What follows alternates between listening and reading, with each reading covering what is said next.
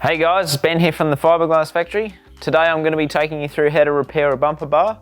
But before we do that, if you could hit the subscribe button, that'd be fantastic. Alright, so here, unfortunately, we have a bit of a crack. Now what I'm going to be doing is showing you how we can get this back in shape, how we can repair this and get it back to how it was to start with. So first off, we're going to actually grind into it, sort of just relieve it a little bit so that we can get it back to sitting exactly how it was. Then we're going to prep the back of it, we're going to fiberglass the back of it up, then we're going to V the front of it out and then put a little bit of filler in it and finish it off, and so that it's ready back for paint again. So I'm just about to get the grinder out, and see how this is not sitting right. It's sitting out about 3 mil. That's because it's had a tear in it and it never wants to usually doesn't want to just sit back how it was unless you open it up a little bit. So I'm going to get the grinder out and we're going to cut through there just so that we can get it back to how it was. So when we repair it, it's going to be much easier to finish off and it's going to line up back on the vehicle.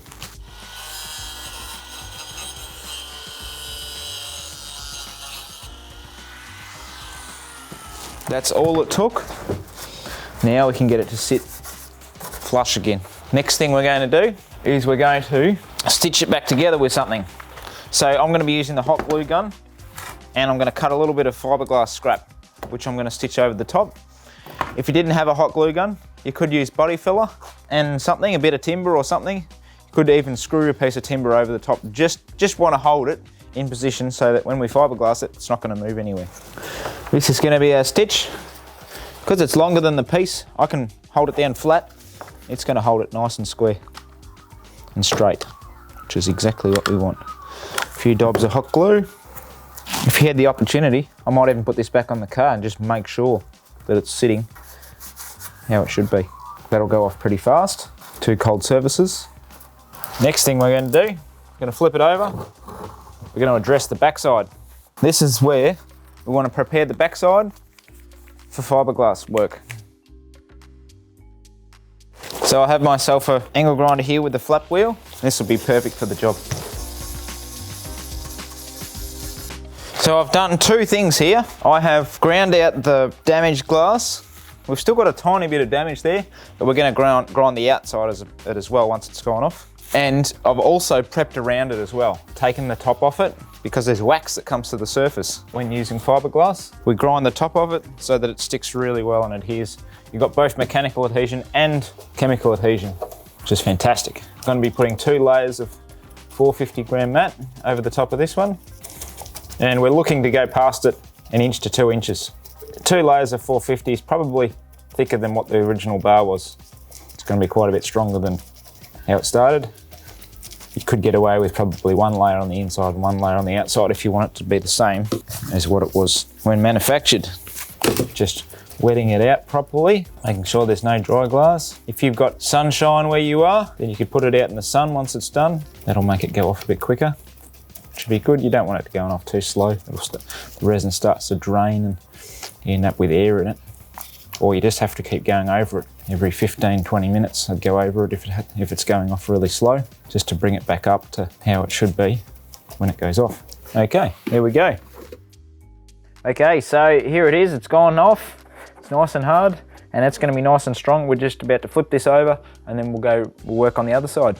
All right, so here we go. We want to get all the hot glue off before we start grinding, otherwise it gunks up your grinder wheel.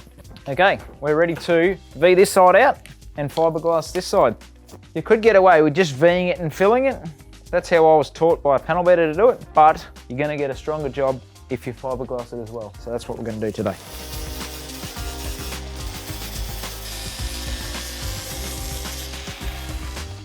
We now have all clean glass there. I've ground out any glass that was not good and it's still really strong. Put 1 more layer over the top and then we'll do some filler work and she'll be good for paint.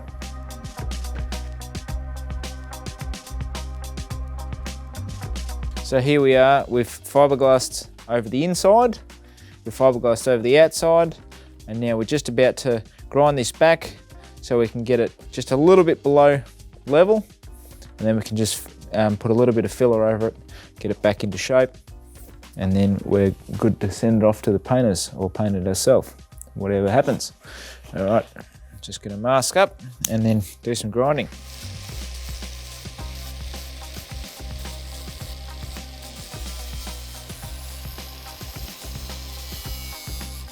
So there's a couple of ways you can do this. You can sand this off with a normal sander, these excess, or you can just scrape it off with a scraper. Because it's not prepped, it just won't stick and it'll just peel off like so. Run a hand over there. It's a little bit lower than the surface. I might just run a block over it just to be sure.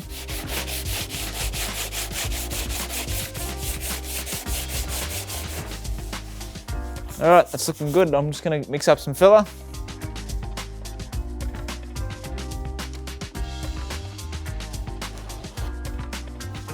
So here we're gonna be just going over this with a block. If we had an orbital sander, then we'd probably buzz over it first just to save a little bit of time, but we don't have one, so. Just gonna see if I can get a little bit grittier paper, make it a little bit easier for us. I'm starting to hit here and here. That tells you that we can't go any further. We've got to fill again.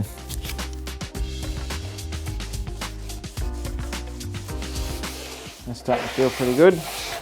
You can see here, the line dips down. That's because we've got a low spot.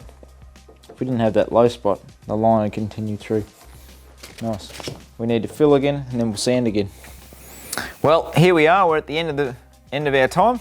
Got it to a stage where it's ready just for a last little bit of filler, and then sand that back until you're happy with it. Then you can prime it and then paint it. Hopefully this has been helpful for you. Feel free to reach out to us if you've got any more questions, and otherwise we'll see you on the next video.